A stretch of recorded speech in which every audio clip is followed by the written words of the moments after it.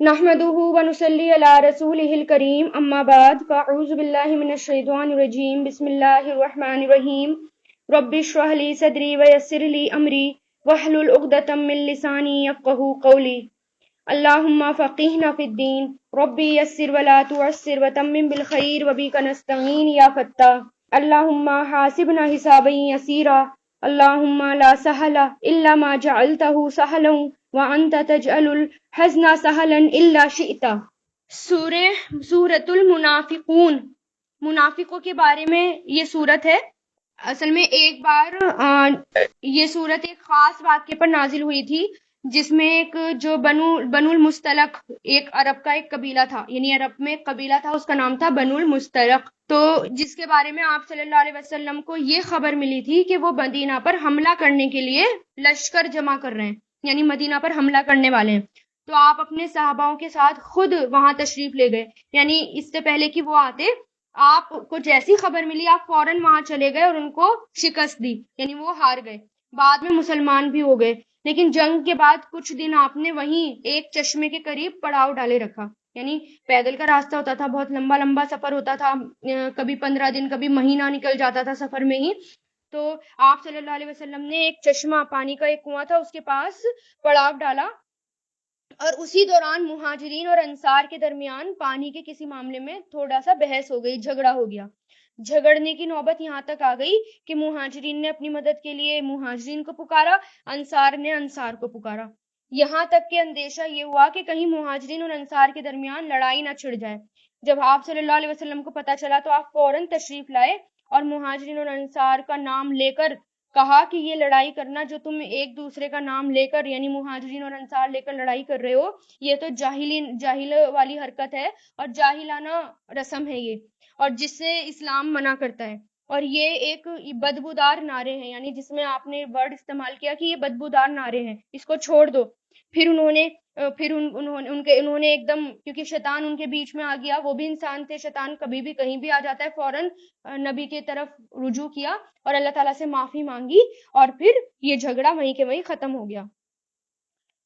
لیکن منافق تھے اس میں شامل، تو منافق اور بھی آگے بڑھ گئے، منافقوں نے اور بھی آگے لڑائیاں شروع کر دی۔ تو یہ سورت مدنی ہے، شروع اللہ کے نام سے جو سب پر مہربان، بہت مہربان ہے۔ جب منافق لوگ تمہارے پاس آتے ہیں تو کہتے ہیں کہ ہم گواہی دیتے ہیں کہ آپ اللہ کے رسول ہیں، اور اللہ جانتا ہے کہ آپ واقعی اس کے رسول ہیں، اور اللہ یہ بھی وہ گواہی دیتا ہے کہ یہ سب منافق لوگ ہیں۔ یعنی منافقوں کے بارے میں اللہ تعالیٰ نے بتا دیا کون کون منافق ہیں، اور منافق اپنا جو مال غنیمت ہے اس میں سے حصہ مانگنے کے لیے آئے تھے کہ ہم آپ کے ساتھ ہیں، ہمیں حصہ دو، اور ہم آپ کے ساتھ تھے۔ تو اللہ تعالیٰ کہہ رہے ہیں کہ یہ لوگ منافق ہیں، انہوں نے اپنی قسموں کو ایک ڈھال بنا رکھا ہے، پھر بھی یہ لوگ دوسروں کو اللہ کے راستے سے روکتے ہیں۔ حقیقت یہ ہے کہ بہت ہی برے ہیں وہ کام جو یہ لوگ کر رہے ہیں۔ یہ ساری باتیں اس وجہ سے ہیں کہ یہ شروع میں بظاہر ایمان لے آئے، پھر انہوں نے کفر اپنا لیا، اس لیے ان کے دلوں پر اللہ نے مہر لگا دی۔ نتیجہ یہ ہوا کہ یہ لوگ حق بات سمجھتے ہی نہیں، اور جب تم ان کو دیکھو کہ ان کے ڈھیل ڈھول تمہیں بہت اچھے لگیں، اور اگر وہ بات کریں تو تم ان کی باتیں سنتے رہ جاؤ۔ ان کی مثال ایسی ہے جیسے یہ لکڑیاں ہیں جو کسی سہارے سے لگی رکھی ہوں، یعنی اللہ تعالیٰ ان کی مثال دے رہے ہیں کہ وہ کیسے، وہ دیکھنے میں تو اچھے لگیں گے، باتیں بھی اچھی اچھی کریں گے، لیکن تم جو ہے ان کی باتوں میں مت آنا۔ یہ ہر چیخ پکار کو اپنے خلاف سمجھتے ہیں، یہی ہیں جو تمہارے دشمن ہیں، اس لیے ان سے ہوشیار رہو۔ یعنی اللہ تعالیٰ نے بتا دیا منافقوں کے بارے میں کہ کن کن سے آپ کو ہوشیار رہنا ہے، کیونکہ وہ ہر وقت لڑائی جھگڑا کرواتے تھے، اور مہاجرین اور انصار کے درمیان بھی جو لڑائی کروائی تھی وہ منافقوں نے ہی کروائی تھی۔ عبداللہ بن ابی ہو گیا، اور بھی منافقین تھے، انہوں نے لڑائیاں کروائی تھی۔ تو اللہ تعالیٰ نے کہا ان سے ہوشیار رہو، اللہ کی ان پر مار ہو، یہ کہاں اوندھے چلے جا رہے ہیں، یعنی اللہ ان پر لعنت بھیج رہے ہیں۔ اور جب ان سے کہا جاتا ہے کہ آؤ اللہ کے رسول تمہارے حق میں مغفرت کی دعا کرے، تو یہ اپنے سروں کو مٹکاتے ہیں، اور تم انہیں دیکھو گے کہ یہ بڑے گھمنڈ کے عالم میں بے رخی سے کام لیتے ہیں، یعنی تکبر کرتے ہیں۔ اے پیغمبر، ان کے حق میں دونوں باتیں برابر ہیں، چاہے تم ان کے لیے مغفرت کی دعا کرو یا نہ کرو، اللہ انہیں ہرگز بھی نہیں بخشے گا۔ یقین جانو اللہ ایسے نافرمانوں کو ہدایت نہیں دیتا، یہی تو ہیں جو کہتے ہیں کہ جو لوگ رسول اللہ کے پاس ہیں ان پر کچھ خرچ نہ کرو یہاں تک کہ یہ خود ہی الگ ہو جائیں. یعنی منافقین کہتے تھے کہ تم جو ہے یعنی عبداللہ بن ابی وغیرہ جو بھی تھے کہتے تھے انصار سے کہ تم مسلمانوں پر اتنا رحم کرتے ہو اور مسلمانوں کو تمہیں نے اپنے یہاں جگہ دی ہے اس لیے وہ تمہارے سر پر چڑھ گئے. اس طرح کی وہ باتیں کرتے تھے. حالانکہ آسمان اور زمین کے تمام خزانے اللہ کے ہیں لیکن منافق لوگ سمجھتے نہیں. کہتے ہیں کہ اگر ہم مدینہ کو لوٹ کر لے جائیں گے تو عزت والا ہے اور وہاں سے ذلت والے کو نکال کر باہر کرے گا. یعنی وہ یہ کہتے تھے کہ جب ہم مدینہ پر واپس جائیں گے یا مدینہ میں لوٹ کر جائیں گے تو پتہ چل جائے گا کہ عزت والا کون ہے اور ذلت والا کون ہے. یہ بات عبداللہ بن ابی نے کہی تھی آپ صلی اللہ علیہ وسلم کے بارے میں. اپنے آپ کو وہ بہت عزت والا سمجھتا تھا اور مسلمانوں کو بہت ذلیل سمجھتا تھا یعنی ذلت والا سمجھتا تھا. تو پھر اللہ تعالیٰ نے کچھ ایسی پلاننگ کی کہ اس کے اپنی اولاد ہی اس کے خلاف ہو گئی. یعنی وہ ایمان لے کر آ گئی تھی اور وہ پکے اور سچے مومن تھے مسلمان تھے. ان کی اولاد نے ہی ان کو مدینہ سے باہر نکال دیا کیونکہ اس نے ایسی بات کہی تھی کہ جب ہم مدینہ واپس جائیں گے تو عزت والا جو ہے وہی وہاں رہے گا ذلت والے کو باہر نکال کرے گا اللہ تعالیٰ. تو ایسا ہی ہوا. اللہ تعالیٰ نے عبداللہ بن ابی کو باہر نکالا لیکن پھر آپ صلی اللہ علیہ وسلم نے اسے معاف کر دیا. حالانکہ عزت تو اللہ ہی کو حاصل ہے اور اللہ کے رسول کو اور ایمان والوں کو لیکن منافق لوگ یہ جانتے ہی نہیں. اے ایمان والو تمہاری دولت اور تمہاری اولاد تمہیں اللہ کی یاد سے غافل نہ کرے اور جو لوگ ایسا کریں گے وہ بڑے گھاٹے کا سودا کرنے والے ہیں. اور ہم نے تمہیں جو رزق دیا ہے اس میں سے اللہ کے حکم کے مطابق خرچ کرو اس سے پہلے کہ تم میں سے کسی کے پاس موت آ جائے اور وہ یہ کہے کہ اے میرے پروردگار تو نے مجھے تھوڑی دیر کے لیے اور مہلت کیوں نہ دی کہ میں خوب صدقہ کرتا اور نیک لوگوں میں شامل ہو جاتا. یعنی جب موت کا وقت آئے گا تو انسان کہے گا اللہ تعالیٰ تھوڑی سی مہلت اور دے دو تاکہ میں خوب صدقہ کروں اور نیک لوگوں میں شامل ہو جاؤں. اور جب کسی شخص کا مقرر وقت آ جائے گا تو اللہ اسے ہرگز بھی مہلت نہیں دے گا اور جو کچھ تم کرتے ہو اللہ اس سے پوری طرح باخبر ہے. سورہ تغابن آپس کی لڑائیوں کو تغابن کہتے ہیں. یہ سورت مدنی ہے. شروع اللہ کے نام سے جو سب پر مہربان بہت مہربان ہے. آسمان اور زمین میں جو بھی چیز ہے وہ اللہ کی تسبیح کرتی ہے اور بادشاہی اسی کی ہے اور تعریف اسی کی ہے اور وہ ہر چیز پر پوری طرح قدرت رکھتا ہے. وہی ہے جس نے تمہیں پیدا کیا پھر تم میں سے کوئی کافر ہے اور کوئی مومن ہے اور جو کچھ تم کرتے ہو اللہ اسے خوب دیکھ رہا ہے. اللہ نے آسمانوں اور زمین کو برحق پیدا کیا اور تمہاری صورتیں بنائی اور تمہاری صورتیں اچھی صورتیں بنائی. اللہ تعالیٰ نے صورتیں اچھی بنائی اور اللہ ہی بناتا ہے اس لیے کسی کو دیکھ کر اس کا مذاق نہیں بنانا. تو نعوذ باللہ اگر کوئی کسی کا مذاق بنا رہا ہے تو اس کا مطلب وہ اللہ کا مذاق بنا رہا ہے اور اسی کی طرف آخر کار سب کو پلٹ کر جانا ہے. آسمان اور زمین میں جو کچھ ہے وہ اسے جانتا ہے اور جو کچھ تم چھپ کر کرتے ہو اور جو کچھ تم کھلم کھلا کرتے ہو اس کا بھی اسے پورا پورا علم ہے اور اللہ دلوں کی باتوں تک کو خوب جاننے والا ہے. کیا تمہارے پاس ان لوگوں کے واقعے نہیں پہنچے جنہوں نے پہلے کفر کیا پھر اپنے کاموں کا وبال چکھا اور آئندہ ان کے حصے میں ایک دردناک عذاب آیا. اس سے اشارہ پرانی قوم کی طرف ہے جس کا ذکر بار بار قرآن میں آ چکا ہے.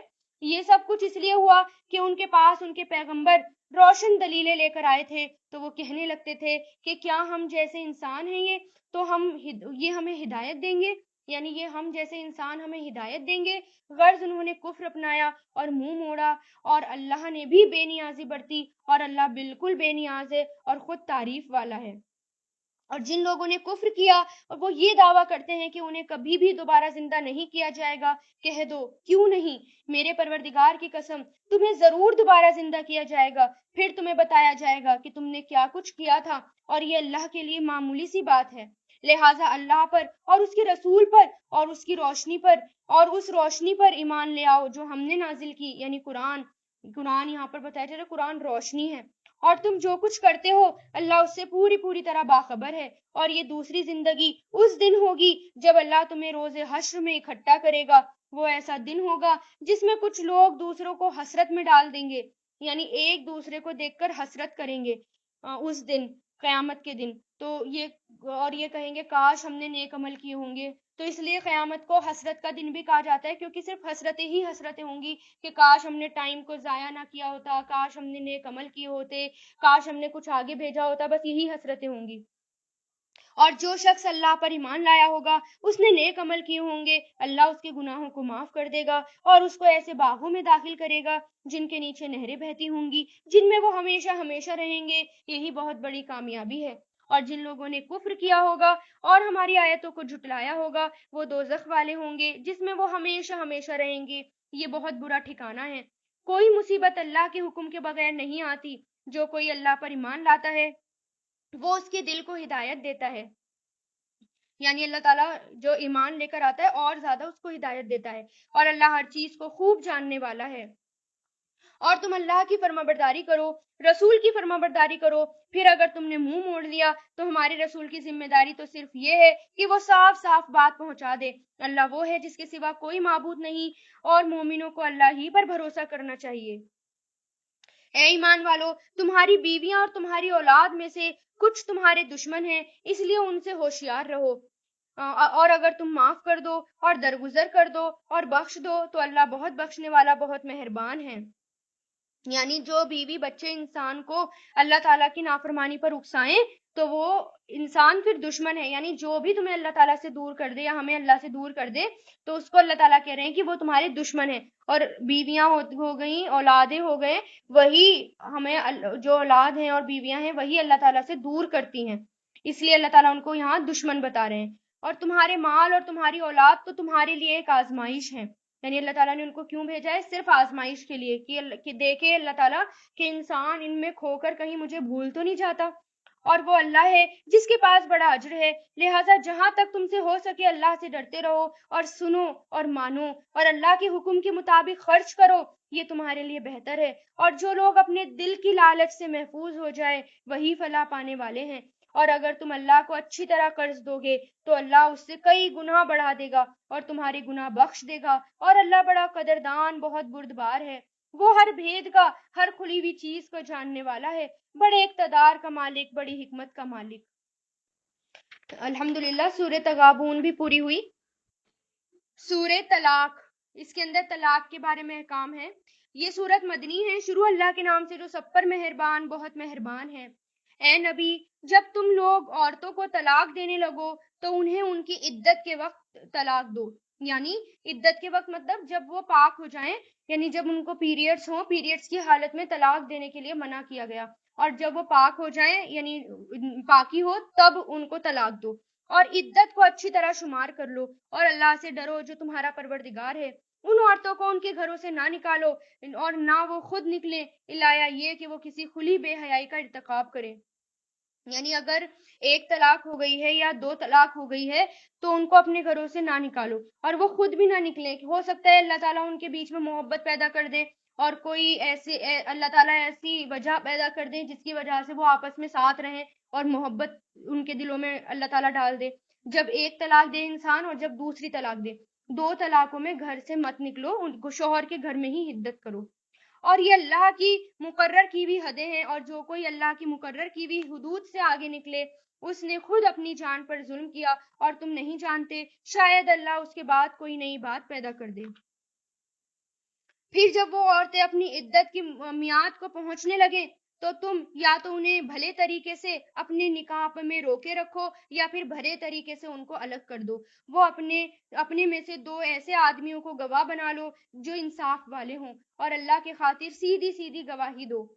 یعنی جب مدت پوری ہو، عدت ان کی پوری ہو جائے، طلاق کے بعد اگر عدت پوری ہو جائے تو اللہ تعالیٰ یہ کہہ رہے ہیں شوہروں کو اگر ان کے من میں ان کے لیے محبت ہے تو ان کو واپس رجوع کر لیں، یعنی آپس میں دونوں اتفاق کر لیں اور رجوع کر لیں۔ اگر ایک طلاق دی ہے یا دو طلاق دی ہے، تیسری کی بات نہیں کر رہی، جب ایک یا دو طلاق دی ہوں، لیکن اگر ان کے شوہروں نے ان کو رجوع میں نہیں لیا یعنی واپس نکاح میں نہیں لیا تو پھر وہ آزاد ہیں، پھر عدت گزرنے کے بعد وہ جا سکتی ہیں، یعنی جب ان کی عدت پوری ہو جائے، طلاق والی عدت 3 پیریڈز تک پوری ہو جائے تو پھر وہ جا سکتی ہیں اور پھر وہ دونوں آزاد ہیں۔ 3 طلاق کی ضرورت نہیں ہے، اگر ایک طلاق دے دی عدت پوری ہو جائے تو وہ آزاد ہیں، یا 2 طلاق دے دی تب بھی آزاد ہیں، دوسرے سے نکاح بھی کر سکتے ہیں اور رجوع بھی کر سکتے ہیں، لیکن جب 3 طلاق ہو جائے، 3 طلاق میں واپس آنے کی کوئی گنجائش نہیں ہے۔ لوگوں، یہ وہ بات ہے جس کی نصیحت اس شخص کو کی جا رہی ہے جو اللہ پر اور یوم آخرت پر ایمان لاتا ہے، اور جو کوئی اللہ سے ڈرے گا اللہ اس کے لیے مشکل سے نکلنے کا کوئی راستہ پیدا کر دے گا، اور اسے ایسی جگہ سے رزق عطا کرے گا جہاں سے اسے گمان بھی نہیں ہوگا، اور جو کوئی اللہ پر بھروسہ کرے تو اللہ اس کا کام بنانے کے لیے کافی ہے۔ یقین رکھو کہ اللہ اپنا کام پورا کر کے ہی رہتا ہے، چاہے البتہ اللہ نے ہر چیز کا ایک اندازہ مقرر کر رکھا ہے، اور تمہاری عورتوں میں سے جو ماہواری آنے سے مایوس ہو چکی ہوں، یعنی پیریڈز نہیں آ رہے، ان کو پیریڈز آنا بند ہو گئے، اگر تمہیں ان کی عدت کے بارے میں شک ہو تو یاد رکھو کہ ان کی عدت 3 مہینے ہیں، یعنی اگر جن کو پیریڈز نہیں آ رہے اور طلاق ہو گئی ہے تو ان کی عدت کیا ہے؟ 3 مہینے۔ اور ان عورتوں کی عدت بھی یہی ہے جنہیں ابھی ماہواری آئی ہی نہیں، اور جو عورتیں حاملہ ہوں ان کی عدت کی میعاد یہ ہے کہ وہ اپنے پیٹ کا بچہ جن لیں، یعنی جو پریگننٹ لیڈی ہے اگر اس کی طلاق ہو جائے تو اس کی عدت کیا ہے؟ جب تک کہ اس کی ڈلیوری نہ ہو جائے، چاہے ڈلیوری 1 دن بعد ہو تب عدت ختم، چاہے ڈلیوری 9 مہینے ابھی باقی ہیں، ابھی شروعات ہی ہے پریگننسی کی، تب تک وہ رہے گی اس عدت میں۔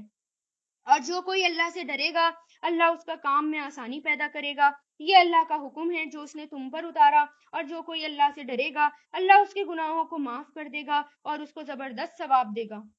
ان عورتوں کو اپنی حیثیت کے مطابق اسی جگہ کی رہائش مہیا کراؤ جہاں تم رہتے ہو، یعنی ان عورتوں کو جو بھی عدت میں ہیں ان کو رہائش عطا کرو، اور انہیں تنگ کرنے کے لیے انہیں ستاؤ نہیں، اور اگر وہ حاملہ ہوں تو ان کو اس وقت تک نفقہ دیتے رہو جب تک وہ اپنے پیٹ کا بچہ جن لیں۔ اگر طلاق ہو بھی جائے تو شوہروں کے اوپر کیا ہے ذمہ داری کہ وہ ان کو نان نفقہ دیتے رہیں، یعنی شوہر جو ہیں وہ ان کو کھانا پینا کپڑے سب کچھ دیتے رہیں گے۔ پھر اگر وہ تمہارے لیے بچے کو دودھ پلائیں تو انہیں ان کی اجرت ادا کر دو، اور اجرت مقرر کرنے کے لیے آپس میں بھلے طریقے سے بات طے کر لیا کرو، اور اگر تم ایک دوسرے کے لیے مشکل پیدا کرو گے تو اسے کوئی اور عورت دودھ پلائے گی، یعنی اگر دونوں میں مشکل پیدا ہو گئی یا کوئی وجہ آ گئی یا کوئی مجبوری ہے اور عورت اپنے بچے کو دودھ نہیں پلا پا رہی تو آپس کے مشورے سے کوئی انا یا گائے دودھ پلا سکتی ہے۔ ہر وسعت رکھنے والا اپنی وسعت کے مطابق نفقہ دے گا، یعنی اپنی حیثیت کے مطابق ان پر خرچ کرے گا، اور جس شخص کے لیے اس کا رزق تنگ کر دیا گیا ہو تو جو کچھ اللہ نے اسے دیا ہے وہ اسی میں سے نفقہ دے۔ اللہ نے کسی کو جتنا دیا ہے اس پر اس سے زیادہ کا بوجھ نہیں ڈالا۔ کوئی مشکل ہو تو اللہ اس کے بعد کوئی آسانی بھی پیدا کر دے گا، یعنی اگر کوئی مشکل آ جائے تو اللہ تعالیٰ کا یہ وعدہ ہے کہ اللہ تعالیٰ مشکل کے بعد آسانی پیدا کر دیں گے، اس لیے جب کوئی مشکل آئے تو اس سے گھبرانا نہیں چاہیے، اللہ پر بھروسہ رکھیں کہ اللہ تعالیٰ آسانی بھی پیدا کر دیں گے۔ اس میں یہ ہے کہ طلاق کے معاملے میں کہ اگر طلاق ہو بھی جائے اور پریگننٹ ہے کوئی لیڈی تو اس کو جو شوہر ہے، کیونکہ بچہ وہ دونوں کا ہے اس لیے شوہر ان کا خرچ اٹھائے گا، یعنی اس کو کھانے پینے کے لیے رہنے کے لیے جگہ بھی دے گا، اور 2 سال تک جب تک وہ دودھ پلا رہی ہیں بچے کو تب تک شوہر کی ذمہ داری ہے اس کا خرچہ اٹھانا، چاہے وہ طلاق ہو بھی جائے تب بھی۔ اور اگر کوئی لیڈی اپنے بچے کو دودھ نہیں پلا رہی ہے تو پھر آپس کے مشورے سے باہر کسی انا سے بھی دودھ پلایا جا سکتا ہے۔ یہ سب باتیں اللہ تعالیٰ آسانی حکم بتا رہے ہیں، اور کتنی ہی بستیاں ایسی ہیں جنہوں نے اپنے پروردگار کو اور اس کے رسولوں کے حکم سے سرکشی کی تو ہم نے ان کا سخت حساب لیا اور انہیں سزا دی، ایسی بری سزا جو انہوں نے پہلے کبھی نہ دیکھی تھی، چنانچہ انہوں نے اپنے اعمال کا وبال چکھا اور ان کے اعمال کا آخری انجام نقصان ہی نقصان ہوا، اور آخرت میں ہم نے ان کے لیے ایک سخت عذاب تیار کر رکھا ہے۔ لہٰذا اے عقل والو جو ایمان لے آئے ہو اللہ سے ڈرتے رہو، اس نے تمہارے پاس ایک سراپا نصیحت بھیجی ہے، یعنی وہ رسول جو تمہارے سامنے روشنی دینے والی اللہ کی آیتیں پڑھ کر سناتے ہیں تاکہ جو لوگ ایمان لائے ہیں اور جنہوں نے نیک عمل کیے ہیں ان کو اندھیروں سے نکال کر روشنی میں لے آئے، اور جو شخص اللہ پر ایمان لے آئے اور نیک عمل کرے اللہ اس کو ایسے باغات میں داخل کرے گا جن کے نیچے نہریں بہتی ہوں گی، جہاں جنتی لوگ ہمیشہ ہمیشہ رہیں گے۔ اللہ نے ایسے شخص کے لیے بہترین رزق دیا ہے، اللہ وہ ہے جس نے 7 آسمان پیدا کیے اور زمین بھی انہی کی طرح، اللہ کا حکم ان کے درمیان اترتا رہتا ہے تاکہ تمہیں معلوم ہو جائے کہ اللہ ہر چیز پر پوری طرح قدرت رکھتا ہے۔ یہ ہے اللہ کے علم، اور یہ کہ اللہ کے علم نے ہر چیز کا احاطہ کیا ہوا ہے، اللہ کے علم نے ہر چیز کو گھیر رکھا ہے۔ الحمدللہ سورۃ طلاق بھی پوری ہوئی۔ سورہ تحریم، یہ سورت مکی ہے. تحریم کہتے ہیں حرام کرنے کو. شروع اللہ کے نام سے جو سب پر مہربان بہت مہربان ہے. اے نبی، جو چیز اللہ نے تمہارے لیے حلال کی ہے تم اپنی بیویوں کی خوشنودی حاصل کرنے کے لیے اسے کیوں حرام کرتے ہو؟ اللہ بہت بخشنے والا بڑا مہربان ہے. یعنی آپ صلی اللہ علیہ وسلم کا یہ معمول تھا کہ آپ عصر کی نماز کے بعد اپنی تمام بیویوں کے پاس تھوڑی تھوڑی دیر کے لیے تشریف لے جایا کرتے تھے. اسی معمول کے مطابق آپ حضرت زینب رضی اللہ تعالیٰ عنہ کے گھر تشریف لے گئے تو انہوں نے آپ کو شہد پیش کیا اور آپ نے پی لیا. اس کے بعد آپ حضرت عائشہ اور حضرت حفصہ کے پاس تشریف لے گئے تو دونوں نے پوچھا کہ کیا آپ نے مغافر کھایا ہے؟ یعنی مغافر ایک گھاس کا نام ہے جس میں سے تھوڑی سی بو بھی آتی ہے. آپ نے منع کیا کہ نہیں. پھر انہوں نے پوچھا کہ انہوں نے کہا کہ آپ کے منہ سے تو ایسی بو کیوں آ رہی ہے؟ پھر آپ نے اس سے شبہ ہوا، یعنی آپ کو شک ہوا کہ شاید جو شہد میں نے پیا تھا اس کی وجہ سے میرے منہ میں مغافر کسی بو آ رہی ہے. چونکہ آپ کو اپنے منہ میں کسی بھی طرح کی بو اچھی نہیں لگتی تھی، یعنی کسی بھی طرح کی کوئی بھی اسمیل آئے آپ کے منہ سے یہ بات آپ کو ناگوار تھی، آپ کو یہ اچھا نہیں لگتا تھا.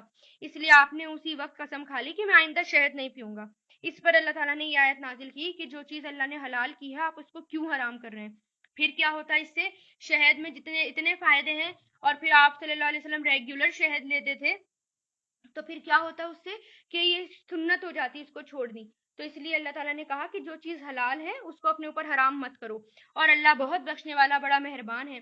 اللہ نے تمہاری قسموں سے نکالنے کا یہ طریقہ بتایا کہ اللہ تمہارا کارساز ہے اور وہی ہے جس کا علم بھی کامل ہے اور حکمت بھی کامل ہے. یعنی قسم توڑو اور اس کا کفارہ ادا کرو جو اللہ تعالیٰ نے بتا دیا. اور یاد کرو کہ جب نبی نے اپنی کسی بیوی سے راز کے طور پر ایک بات کہی تھی، پھر جب اس بیوی نے وہ بات کسی اور کو بتا دی اور اللہ نے یہ بات نبی پر ظاہر کر دی تو اس نے اس کا کچھ حصہ جتلا دیا اور کچھ حصے کو ٹال دیا. پھر جب انہوں نے اس بیوی کو وہ بات جتلا دی تو وہ کہنے لگی کہ آپ کو یہ بات کس نے بتائی؟ نبی نے کہا مجھے اس نے بتائی جو بڑے علم والا بہت باخبر ہے. یعنی حضرت حفصہ کی بات ہو رہی ہے. حضور پاک صلی اللہ علیہ وسلم نے شہد نہ پینے کی جو قسم کھائی تھی اس کے بعد جب نبی نے قسم توڑ دی تو اس کے بارے میں بھی یہ بتایا گیا ہے کہ مطلب آپ کے بیویوں کے بیچ میں کچھ راز کی بات ہوئی تھی.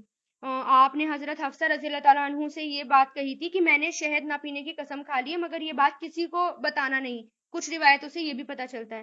لیکن حضرت زینب جن کے گھر میں آپ شہد نوش فرما چکے تھے یعنی لے چکے تھے تاکہ ان کا دل نہ ٹوٹے، لیکن حضرت حفصہ نے یہ بات حضرت عائشہ کو بتا دی. پھر اللہ تعالیٰ نے یہ بات بتا دی کہ آپ کی بیویوں نے آپ کا راز کھول دیا.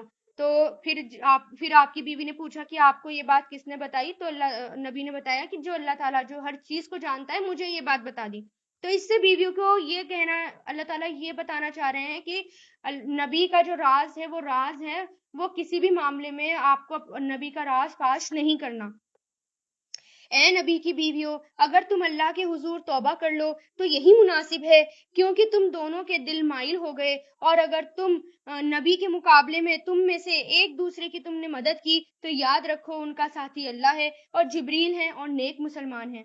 یعنی نبی کے معاملے میں اگر تم نے ایک دوسرے کی مدد کی تو یہ یاد رکھو اللہ ان کا ساتھی ہے اور جبریل اور مسلمان، اور اس کے علاوہ فرشتے ان کے مددگار ہیں. اور اگر وہ تمہیں طلاق دے دیں تو تمہارے پروردگار کو اس بات میں دیر نہیں لگے گی کہ وہ ان کو تمہارے بدلے میں ایسی بیویاں دے دے جو مسلمان ہوں، ایمان والی ہوں، اطاعت گزار ہوں، توبہ کرنے والی، عبادت گزار، روزے دار ہوں، چاہے پہلے ان کے شوہر رہے ہوں یا وہ کنواری ہوں. اے ایمان والو، اپنے آپ کو اور اپنے گھر والوں کو اس آگ سے بچاؤ جس کا ایندھن انسان اور پتھر ہوں گے. یعنی اللہ حکم دے رہے ہیں کہ اپنے آپ کو بھی اور اپنے گھر والوں کو بھی آگ سے بچانا ہے. اس پر سخت کڑے مزاج کے فرشتے مقرر ہیں، یعنی بہت سخت فرشتے مقرر ہیں جن کو رحم بھی نہیں آئے گا ان کی حالت دیکھ کر، جو اللہ کے کسی حکم میں اس کی نافرمانی نہیں کرتے، وہی کرتے ہیں جس کا حکم اللہ نے ان کو دیا ہے. اے کفر اختیار کرنے والو، آج معذرتیں پیش مت کرو، یعنی بہانے مت بناؤ. تمہیں انہی اعمال کا بدلہ دیا جا رہا ہے جو تم کیا کرتے تھے. یعنی قیامت کے دن کسی کا کوئی بہانہ کام نہیں آئے گا. اے ایمان والو، اللہ کے حضور سچی توبہ کرو. کچھ بعید نہیں کہ تمہارا پروردگار تمہاری برائیاں تم سے جھاڑ دے اور تمہیں ایسے باغات میں داخل کر دے جن کے نیچے نہریں بہتی ہوں گی۔ اس دن جب اللہ نبی کو اور جو لوگ ان کے ساتھ ایمان لائے ہیں ان کو رسوا نہیں کرے گا، ان کا نور ان کے آگے اور ان کے دائیں طرف دوڑ رہا ہوگا۔ وہ کہہ رہے ہوں گے کہ ہے ہمارے پروردگار، ہمارے لیے اس نور کو مکمل کر دے اور ہماری مغفرت کر دے۔ ربنا اتمم لنا نورنا واغفر لنا، یقیناً آپ ہر چیز پر پوری طرح قدرت رکھنے والے ہیں۔ اے نبی، کافروں اور منافقوں سے جہاد کرو اور ان کے مقابلے میں سخت ہو جاؤ، اور ان کا ٹھکانہ جہنم ہے اور وہ بہت ہی زیادہ برا ٹھکانہ ہے۔ اور جن لوگوں نے کفر اپنا لیا، اللہ ان کے لیے نوح کی بیوی اور لوط کی بیوی کی مثال پیش کرتے ہیں۔ یعنی جو لوگ کافر ہیں ان کے لیے اللہ تعالیٰ کہہ رہے ہیں کہ نوح کی بیوی اور لوط کی بیوی، دونوں کی بیویوں نے کفر کیا تھا، لیکن دونوں ہی نبی کی بیوی تھیں، اور اللہ تعالیٰ نے دونوں کو عذاب میں لے لیا، ان کو بھی بخشا نہیں۔ تو جو کفر کرے گا، چاہے وہ نبی کے کتنا ہی قریب ہو، ان کی اولاد ہو، ان کی بیوی ہو، وہ جتنے بھی پیغمبر ہیں وہ بچا نہیں سکتے۔ یہ دونوں ہمارے ایسے بندوں کی نکاح میں تھی جو بہت نیک تھے، پھر انہوں نے ان کے ساتھ بے وفائی کی۔ بے وفائی کا مطلب نبی پیغمبر کو مانا نہیں، پیغمبروں کے راز کو فاش کر دیا اور اللہ تعالیٰ کے ساتھ شرک کیا۔ تو وہ دونوں اللہ کے مقابلے میں ان کے کچھ بھی کام نہیں آئے، اور ان بیویوں سے کہا گیا کہ دوسرے جانے والوں کے ساتھ تم بھی جہنم میں چلی جاؤ، یعنی ان کو بھی اللہ تعالیٰ جہنم میں ڈال دیں گے۔ اور جن لوگوں نے ایمان اختیار کیا، یعنی جو لوگ ایمان لے آئے، ان کے لیے اللہ فرعون کی بیوی کی مثال دیتا ہے۔